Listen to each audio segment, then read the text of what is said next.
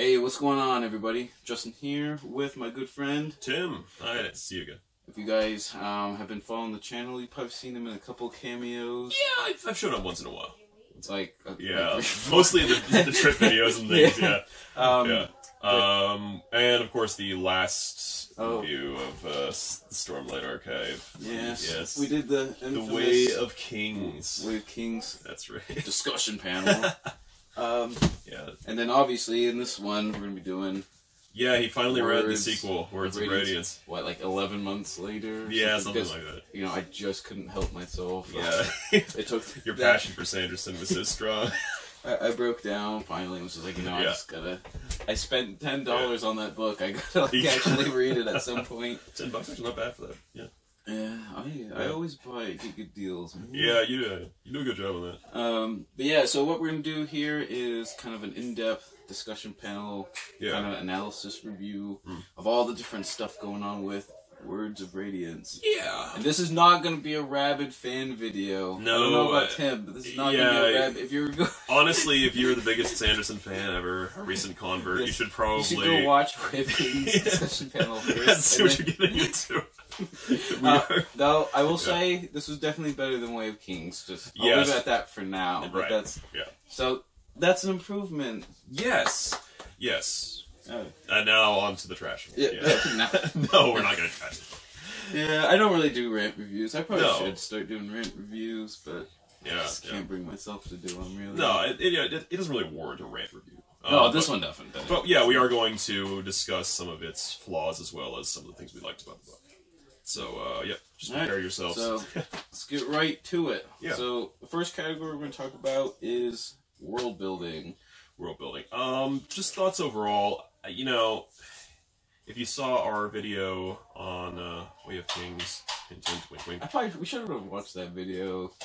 We probably should have gone back and see what we said in that one, yeah. But yeah, I mean, a lot of the same things that I remember saying in that one hold true in this one as well. Like, Sanderson develops some of the magic system more thoroughly in this one. He shows us some things we haven't seen before, but you know, a lot of the heavy lifting and world building was done in book one. Well, at least we don't have that tutorial like in Way of Kings, like that first chapter. We don't have to go through the Seth opening sequence. The first lashing. The first lashing is this. Sanderson is freer in this one to avoid the exposition-heavy early chapters. Yeah, so that was definitely a plus. Yeah.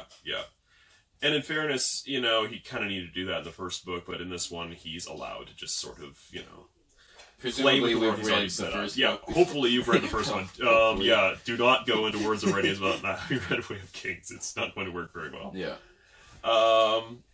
Yeah, I mean, otherwise in world building, the setting remains the same for the most part. Yeah, it's still mostly the shattered plains. Yeah. Also, I didn't say at the beginning, there will be spoilers. Right, sorry. I forgot to say that, but, you know. We haven't spoiled anything so far, so it's alright, yeah. We won't spoil anything from Oathbringer, because I haven't read that one yet. I own it, so, you know, I spent $10 on it. I have read Oathbringer, but I will do my damnedest not to actually spoil anything from Oathbringer. Yeah. And I'm, like, too lazy to edit, so hopefully you don't. Yeah, I don't say anything. But yeah, there will be spoilers for this book and obviously Way of Kings by default, essentially. So, but yeah, Shattered Plains is definitely still kind of the heaviest setting in the book. Yeah, we do get something a little different from you do get, like, Shalom's storyline. Like, with the Frostlands. That's true. Kind of like the jungle places. Yeah, and stuff. We get a bit of lift in this one, and she's off in a very different corner. The Azir? Yeah, the Azir or something like that. I don't know if their little kingdom is. Yeah, honestly, cards on the table. I guess it's just Azir. Cards on the table. It's been a while since I've read this book, so I may forget name places in particular. But yeah, I mean, we do get some new setting detail. We get some new magic detail, but overall, it's pretty much more of the same stuff. I mean, not to say it's bad. It's actually, you know, Sanderson is good at this stuff. So. Yeah, I will say that's probably his like strongest thing. I think is the whole. I know everyone loves the magic, magic systems, just unlike every single thing he does in his world building. But I will say, like in like most of my other fantasy videos, like world building and magic and stuff, it's like my lowest. Like, right. I think that's partly why I'm not like overly awed. I guess with Sanderson. It's like I don't really. You're not really a world building guy. I don't really care about it. You're more of a character. Yes, I'm totally character driven. And I like a good bit of world building. I'm more character focused as well, but I think Sanderson does a good job setting up the world here. It's an interesting world. I still have a couple questions. Like the big one is logistical questions. Yeah. Why is Alethkar like not invaded by everyone else? If every single man of military age is like out on the Shattered Plains for like what 6 years at this point? Yeah. We'll say that. Yeah, the Stormlight Archive is not grimdark fantasy, and it's not really, in that way, realistic political fantasy. That's just something to get out of the way. Yeah, in real life, if, the entire military force, nearly the entire military force of a nation was down in one little condensed pocket somewhere, out of reach of most of its cities, they would be getting a lot of pressure on the borders, most likely. I think we said... Well, especially for that... About length of time, yeah. And they've been there for what? 6 years. 6 years. I want to say. Yeah. It's been 6 years since Gavilar died, so I assume that's how long. Presumably, at least they've been out there. Kind of. And I think we did say something in the last video about how Sanderson does imply that the Alethi are these incredible military force, such that the rest of the nations are afraid of attacking them. That said, it's still kind of a reach. Wouldn't they be like chomping at the bit to basically use that like situation to their advantage as well? Right. And another thing coming off of this is that we don't actually still get a very good sense of the political climate in the homeland. There's just like that one like random riot. At the end. Yeah, there's a riot. Hypothetically, I guess the Queen is still in command. She's like Princess Zoe from like the Byzantine Empire. I know. Random history tangent. They're only going to be like just the most... A solid 14 people will get that reference. It's I mean, she's still technically, hypothetically out there somewhere. But yeah, we don't get a lot of sense for what's happening in Alethkar. Well, she's a very Mary Antoinette figure, like just kind of just buy whatever you want and just party. So far, it seems that way. Yeah. Oh, and the thing is, the other like countries actually have like militaries and stuff because there's like civil wars kind of going on. Which I mean, I guess if you have a civil war, it's kind of hard to make sense. But presumably, before the civil war happened, that means they at least had some kind of martial presence. Like, they're not just like. Yeah, I mean, I guess just to distill it, and move past this. I know. See, this is my plan. Is I'm gonna hijack everything with like a random critique that we're gonna hang on to for each category. Just to distill it, this isn't grimdark fantasy or political fantasy in particular, and it's not entirely realistic. So things just kind of work out for Alethkar in a way that doesn't feel entirely true to life, but at the same time, it's reasonable enough. You can kind of go with it. Yeah. Okay. Yeah. I'll leave it at that. Yeah. All right. So we don't have much to say on world building, actually. We're like 10 minutes into the video. Yeah. All right. So moving on to plot. No, he does a good job with the plot. There's not like a lot of like chinks in the armor, really. Like saying, that doesn't make sense, I guess. Yeah. Like in a lot of books, like you can say like that. There aren't a lot of plot holes in this book. Yeah, it's actually pretty tightly done, I think. Well, you can definitely see him that he had like giant whiteboard here with a timeline of everything going on with each character. I can totally picture him. Yeah, I don't know for a fact whether Sanderson is an outliner or a pantser, but I would really suggest he's probably an outliner, like a pretty heavy-duty outliner at that. And that is a good thing in this case because it all hangs together pretty well. Yeah, the pacing is mostly good. There are some lapses here and there. I think you mentioned... It's definitely the second half of the book. Yeah. Just overall, there's a lot less treading water. Yeah. Like, the first half is kind of, I'm going to go on guard duty on this shift for Kaladin's arc, and then Shallan's arc is, I'm just going to join this caravan, and we're just going to... Yeah, there could have been some trimming the fat in the first part, maybe. That's often a critique of these kind of doorstopper fantasies, though. That there's just a lot. Well, there's always that building crescendo, like throughout the 1,080 pages. You're right.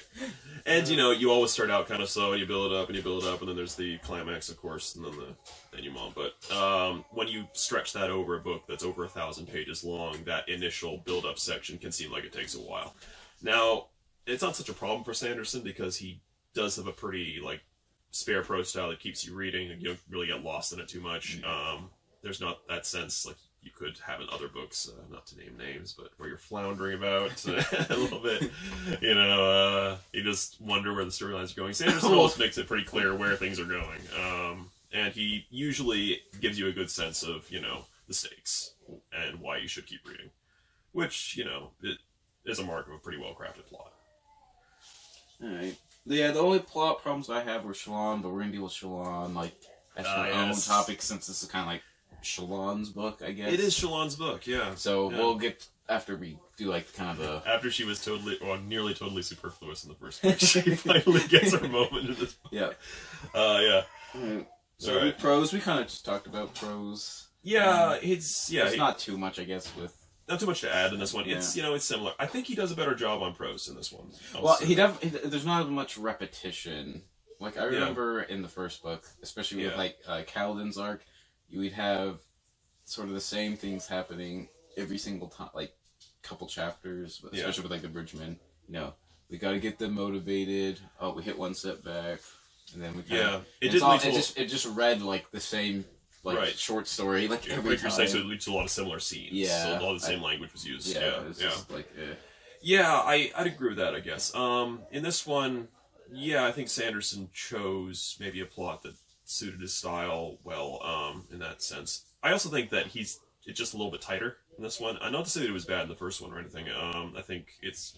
again, Sanderson's prose style is Spartan. It's very utilitarian. Right. You don't come into it looking for...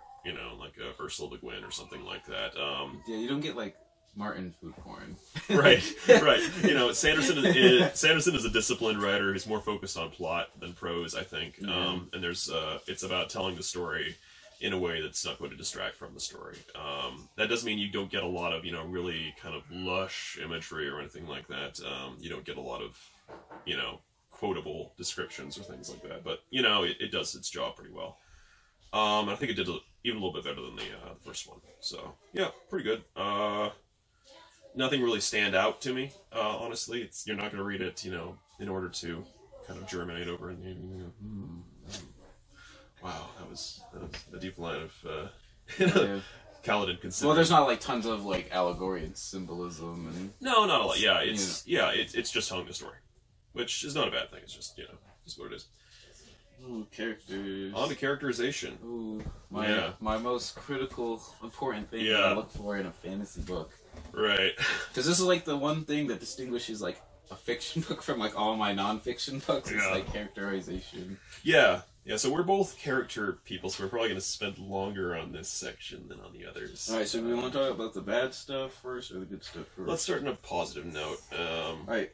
My thing is, I think a lot of the side characters were really well done in Way of Kings, Words of Radiance, that were not necessarily either they weren't in Way of Kings or there just wasn't as many kind of notable side characters in Way of Kings. Yeah. For me personally, Shallan's spread and pattern, I just found him a really good foil to Shallan. I just actually enjoyed reading about when Pattern was talking or making remarks, things like that. I thought that was just a very I like Pattern.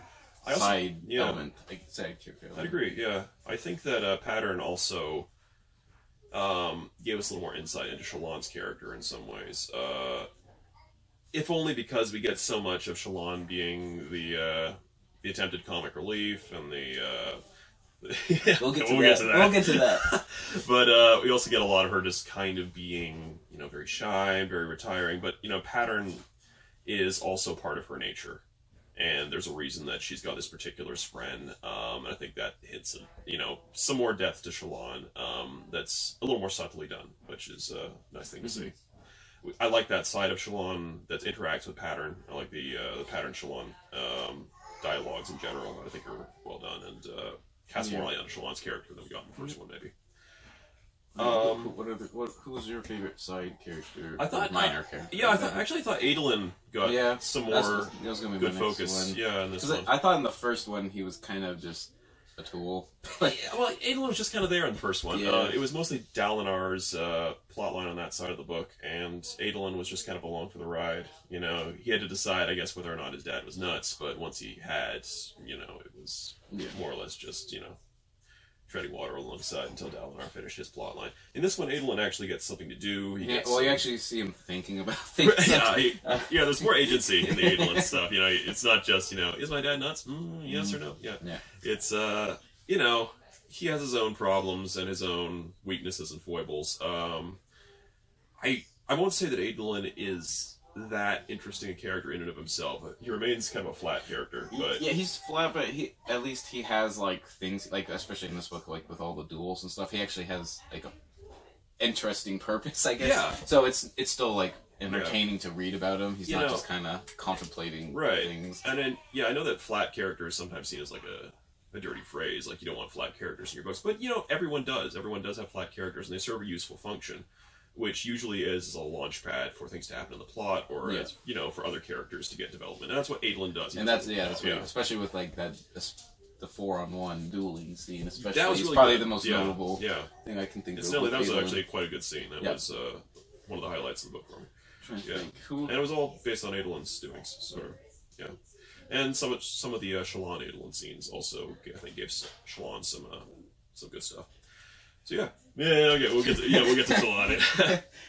I'm trying to think. There was one other who was like Taravangian, that ruler who, like his intelligence goes like up and down every time he wakes up. Basically, I thought that was like a really cool. It's a really neat premise concept. and how it's obviously kind of foreshadowing like kind of this really important plot thing for like the whole series, since he has like the whole diagram of like, you know, the history of what's to come, kind of in a way. I just thought that was really cool. Like this whole. It was a really very neat strange idea. But I did like that one. That's a really good fantasy concept, actually, when you come right down to it. It's it's almost Twilight Zone-y kind of. Taravangian also very good. I think side characters. I like some of Kaladin's bridge crew. Solid. You know, they're also flat characters. You know. Moash. I think the whole Moash thing. Like, that's what I forgot to write that down. I got to talk about that. Right. That whole or I might as well talk about it now. That whole Moash thing. Okay, I like the whole make Kaladin question. You know, should we should I allow the assassination of the Emperor to be part of it, or just kind of just like let it happen? Whatever. I actually like that because it actually makes Kaladin not such like a Gary Stu. Like he actually kind of agrees with that at one point, halfway through the book or whatever. So I like that because it's like, you know, this little tiny tinge of darkness on like the radiant Kaladin, dude, Storm Blessed. You know what I mean? Like, he does cast like a little bit of shadow sometimes. Once in a while, Galen has a moment of darkness. But I still don't really get the whole. I'm just gonna get like these shard blades, these priceless things, like artifacts of like this world. You know, just gonna give him to Moash, even though like he's barely mentioned. You know, like in the first book, and then. I mean, he's kind of just there. I always thought like Teft was more important, to be honest. Yeah. But that was probably just. Hey, Pup.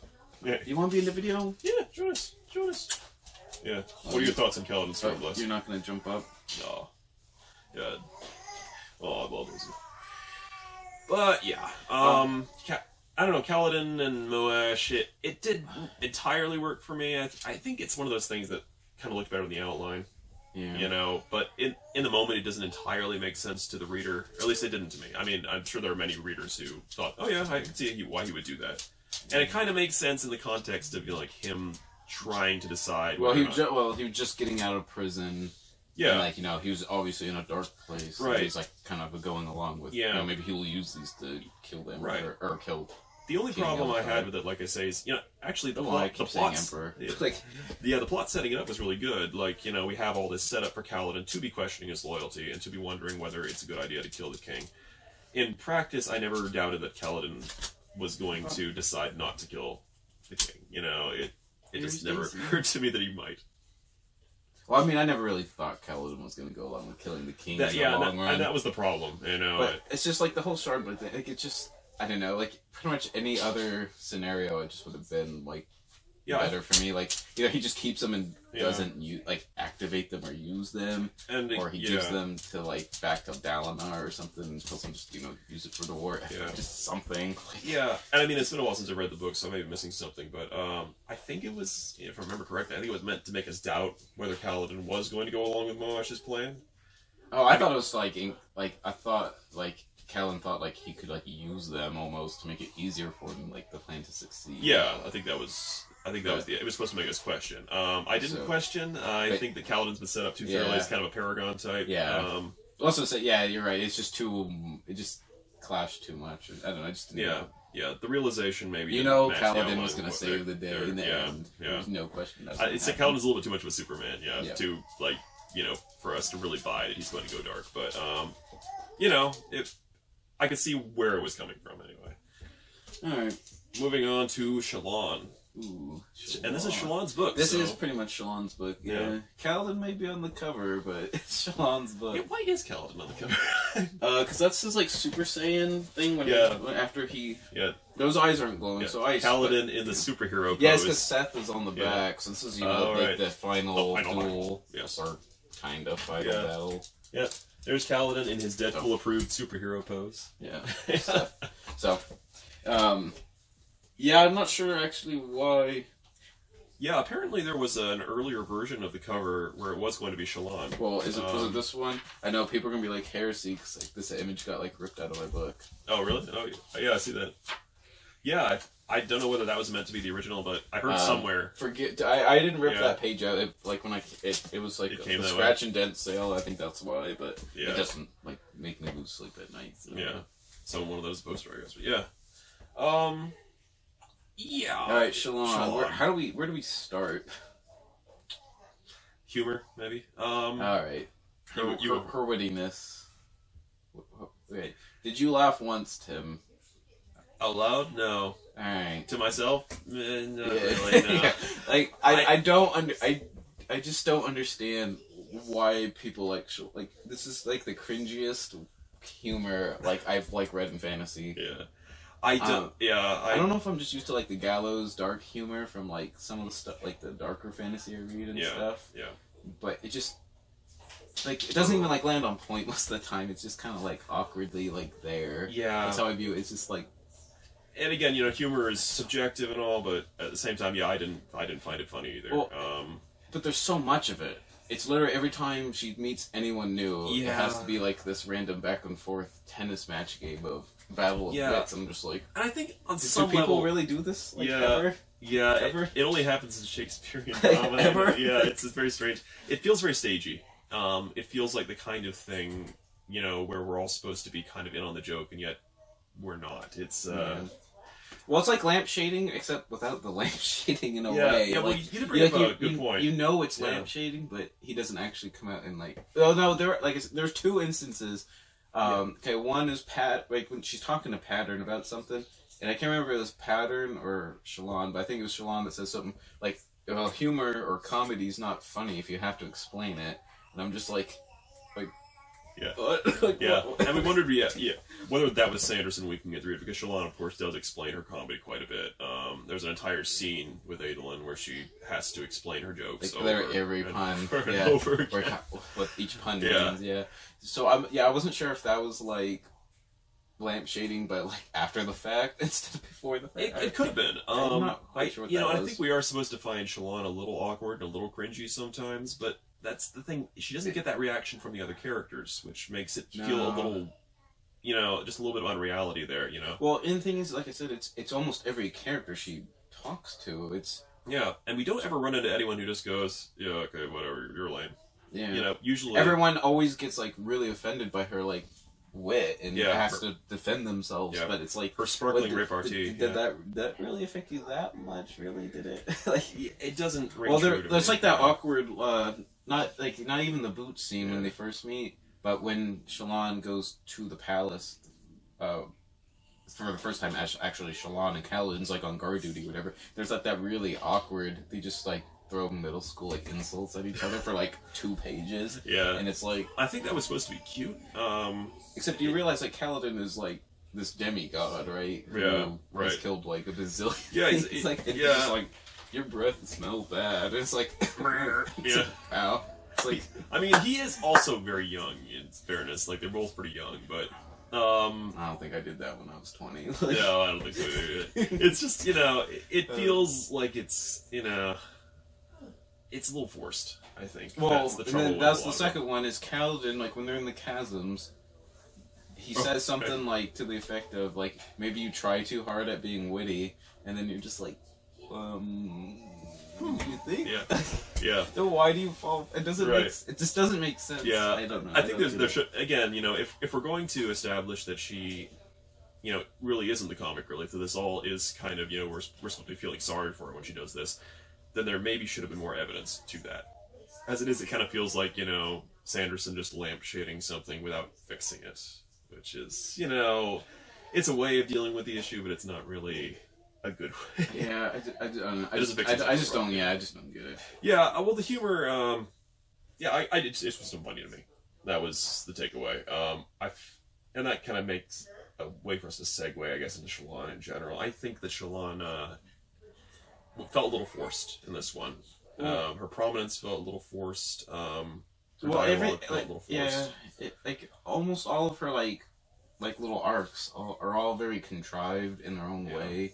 Like her, especially like infiltrating the Ghost Blood's like secret organization, basically becoming like a master rogue, like in the course of a couple weeks.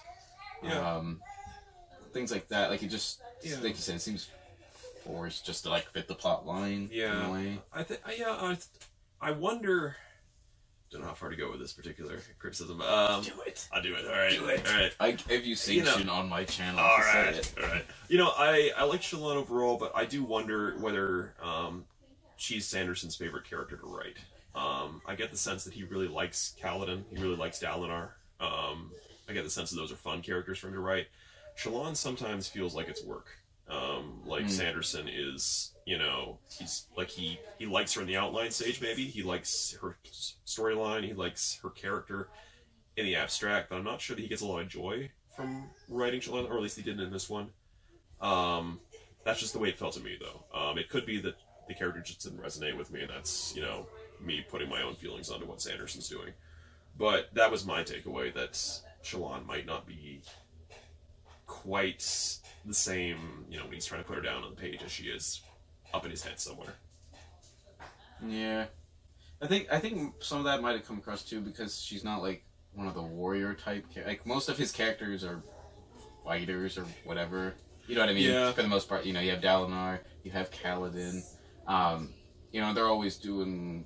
Yeah. Well, I mean, maybe not so much Dalinar, but Dalinar's always like kind of plotting all these, you know, machinations basically. Yeah. And then Shallan, well, I has become kind of a, like, her main character class would be like a rogue in this book, wouldn't it? I mean, what would it? Yeah. I mean, what is she doing most of the time? She's like sneaking around trying to. Yeah, she's more of a spy type. Yeah. It's just. Yeah. I don't know if he just maybe doesn't like that kind of. I don't know. Maybe. He has had other characters in other books that are kind of like that. I haven't read any of other Sanderson stuff besides these two books. Yes. I don't plan to. Right. Even in the comments. Yeah. Yeah. She's kind of. She has a few shades of Vin from Mistborn. Oh god, I hope that I am remembering the name correctly. It's been a long time since I read Mistborn.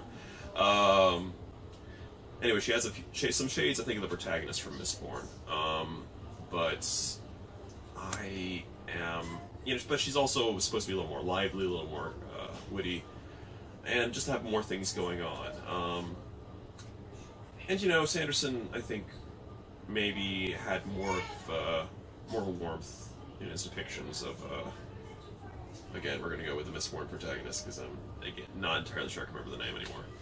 I can't help you there. Yeah, he also had some warmth in recently Skyward, or I think it was Skyward, his YA novel about the aliens.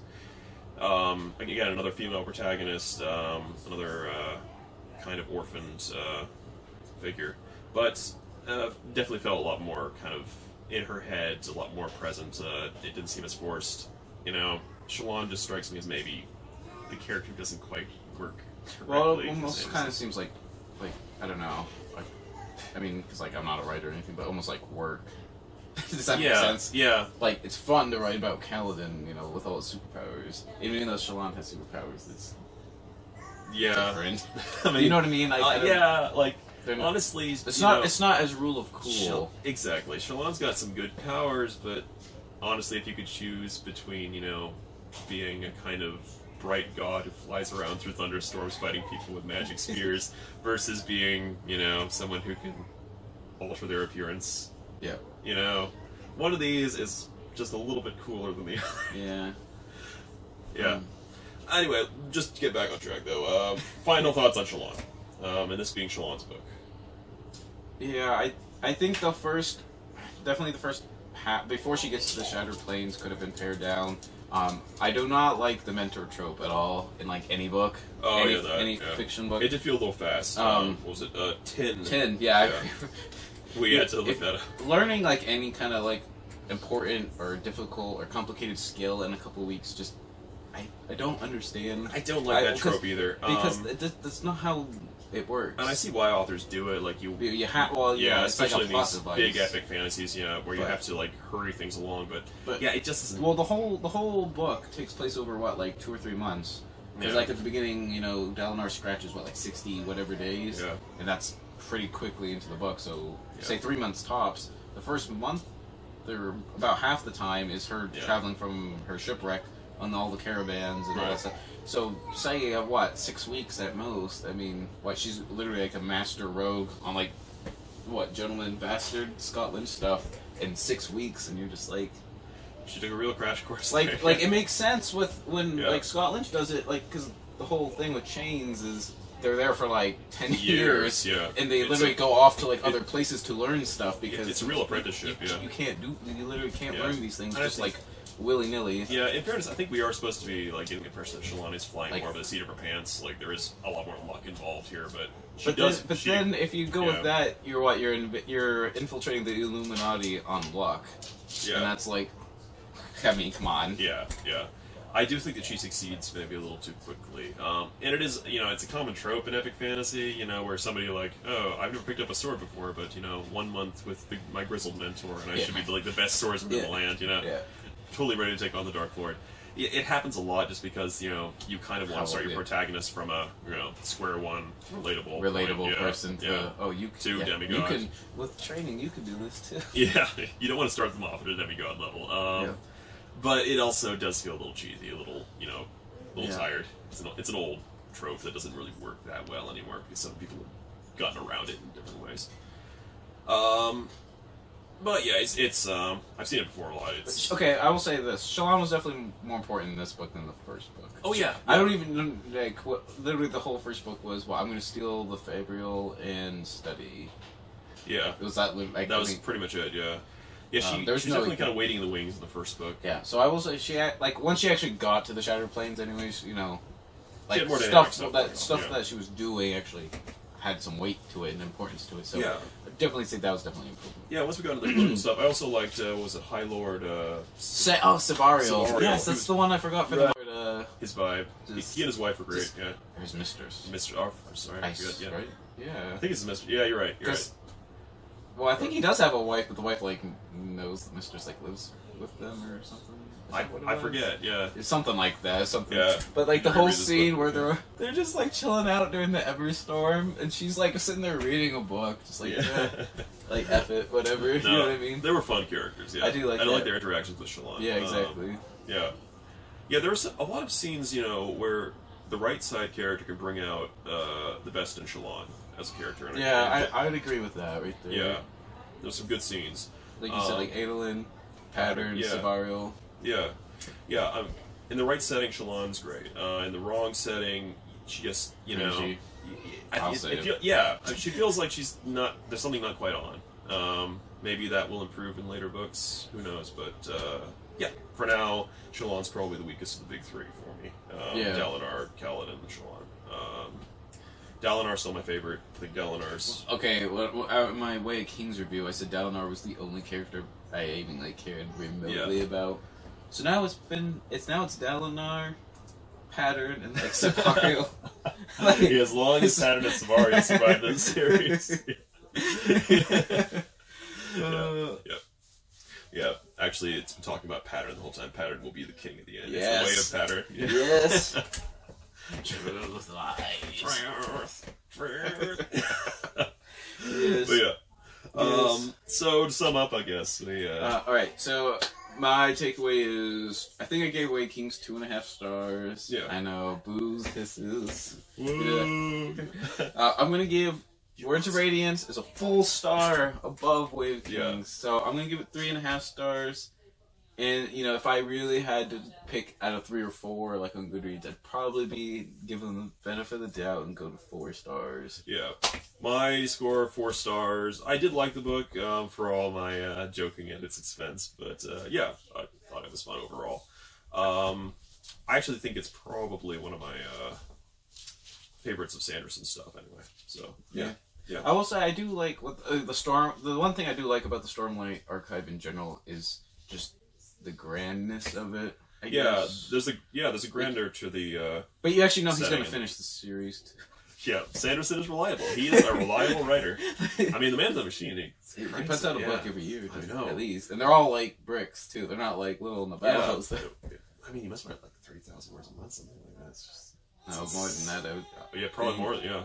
Well, I mean, a book like Words of Radiance has got to be what, like 400K or something at 1,100 pages. It's probably. And the font is like regular size, and the margins are pretty small. Yeah, no, like, you're probably right. It's about 400, 500K. Yeah. I'd say at least 350, anyways. Yeah. So yeah, that's at least a K a day. Jeez, yeah. I mean, and that's not including like edit. I mean, that's a K finished product. Yeah, no, that's about right. It's 30,000. Yeah. Yeah. But that's finished product, not like rough draft either. That's true, yeah. Because he does put out one like every year. Actually, that's true, yeah. So he's like, got to do more. Yeah, although I assume like his later drafts are pretty quick, but yeah. Anyways, I will say like I do like the grandness. Like he does go into like the different cultures and how they're all like actually different and stuff. Yeah, and you got to give props to Sanderson for keeping this level of grandeur and quality while so fast. Well, like on a lot of like series, like you'll have like different cultures, but they just have like different like names basically. Yeah. Okay. Overall, pretty good. All right. So yeah, I'll give it 3.5 stars. 4 stars. All right. So there's Words of Radiance, a nice discussion panel. Hopefully, I pressed record. Yeah. We'll find out. All right. So in the comments down below, just leave anything you want to talk about, Wave Kings. Or Words of Radiance, Brandon Sanderson stuff. He hasn't read Oathbringer. Give him hints on Oathbringer. I do have it. Yeah, it's waiting. It'll be here next year. Yeah, finally Kaladin is knocked off the cover on this one. No, he wasn't on the cover of the first. Was he not? No. Well, presumably that's like Dalinar or something, isn't it? Yeah, you're right. I'm not really sure who that's supposed to be. Yeah. I just assumed it was like a high prince or something. Yeah. Got the... You're right. Alright. I am sticking poor Kaladin. Yeah. Leave comments below about anything about Stormlight Archive you want to talk to us about. Okay. Yeah. What else? Anything else? Anything else you want to say? I think we're all set. Oh, leave some comments down below about the next discussion panel you want to see us do. Like, what would you like? Yeah. Choose a book for us. We'll read it. A giant book, A big doorstopper, yeah. I mean, do you want Name of the Winds? Do you want Black Company? Do you want, I don't know, Harry Potter? We could probably do it all. He's not going to do Harry Potter. Do you want Robert Jordan? We can do Robert Jordan as well. Yeah, we did do a Wheel of Time one, but like it was like outside with the camping. Yeah, sound quality wasn't great. Yeah, that was just like a test experiment. Well, let us know if we can do the Great Hunt. I bought the Great Hunt. It's in the mail. Yeah, of course, now we've said that they're probably going to give us like the silliest. I know. Yes, it's going to be like... What is it going to be? It's going to be some lit RPG, Yes. Like the worst one. Yeah. But anyways, whatever you guys end up deciding to read, if it's Words of Radiance, if it's something else, always remember, read victoriously.